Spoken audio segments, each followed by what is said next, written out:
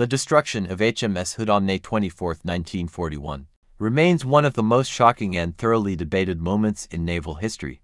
To the British public and the Royal Navy, Hood was not just a ship, she was the mighty Hood, the ultimate symbol of British maritime supremacy.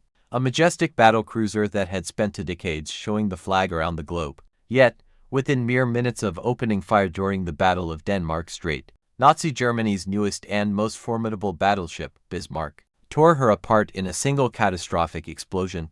Out of a crew of over 1,400 men, only 3 survived. For decades, historians, engineers, and naval enthusiasts have asked how such a legendary vessel could vanish so instantly. The answer lies not in a single catastrophic piece of bad luck, but in a lethal combination of flawed design philosophy, aging technology, and tactical vulnerability. To understand why the Hood vanished so quickly, one must first look at the very concept of the battlecruiser.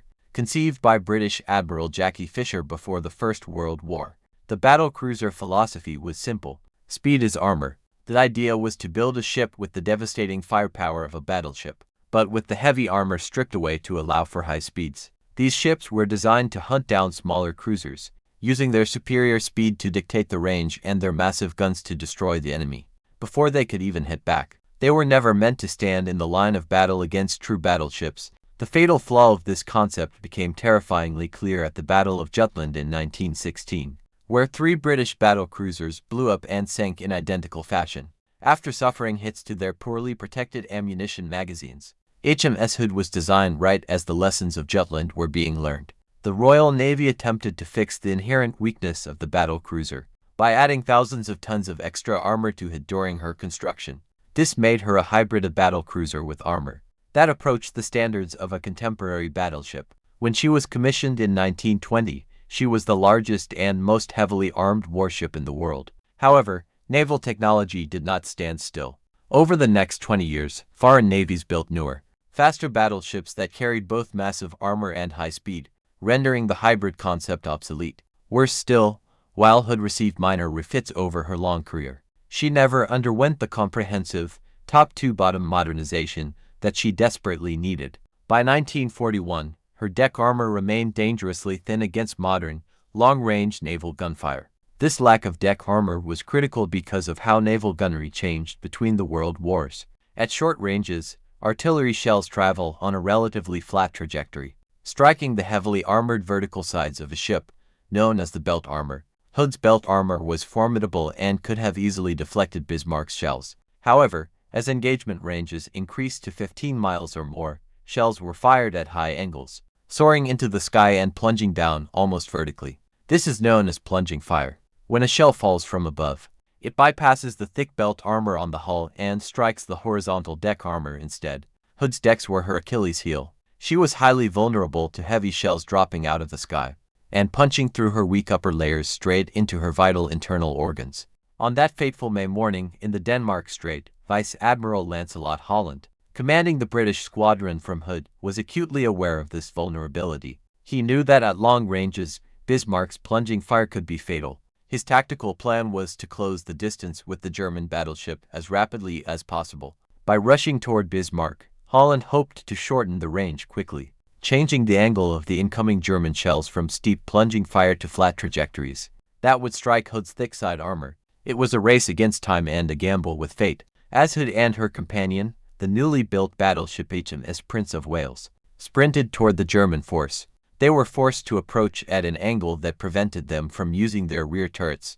This meant the British could only bring half of their firepower to bear, while Bismarck and the heavy cruiser Prinz Eugen could fire full broadsides. The German gunners, utilizing highly advanced optical rangefinders and superb fire control systems, found their target with terrifying speed. By the second and third salvos, German shells were already straddling Hood, splashing into the water just yards from her hull.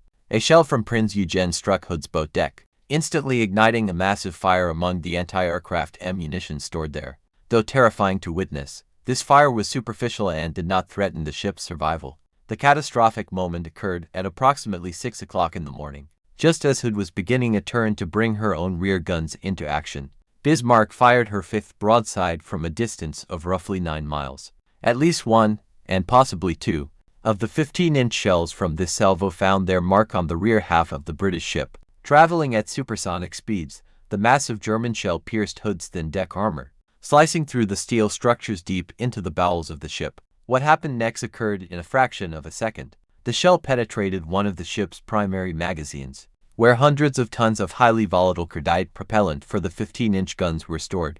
The resulting chain reaction was apocalyptic. The cordite did not simply burn, it detonated with a violence that defied imagination. A colossal pillar of fire and black smoke shot hundreds of feet into the air, blowing the entire stern section of the ship apart. The explosion was so immense that it literally broke the back of the mighty Hood. The catastrophic pressure tore through the engine rooms, blowing out the ship's sides and tearing the hull in two. Witnesses on the Prince of Wales watched in absolute horror as the pride of the Royal Navy was transformed into a roaring inferno. The bow section rose high out of the water, its forward guns firing one last defiant salvo into the mist before plunging beneath the icy waves. Within just 3 minutes of the explosion, HMS Hood had completely vanished beneath the Atlantic. Ultimately, Bismarck did not sink Hood because of a lucky shot or a miraculous alignment of the stars. Bismarck achieved exactly what her guns and fire control systems were engineered to do. She exposed a lethal, well-known vulnerability that the Royal Navy had failed to remedy in the decades leading up to the war. Hood was an aging warrior, an interwar icon forced to fight a modern mechanical beast. She was a ship designed under an obsolete concept, sent into battle with inadequate protection against the exact type of long-range, high-angle gunfire she encountered.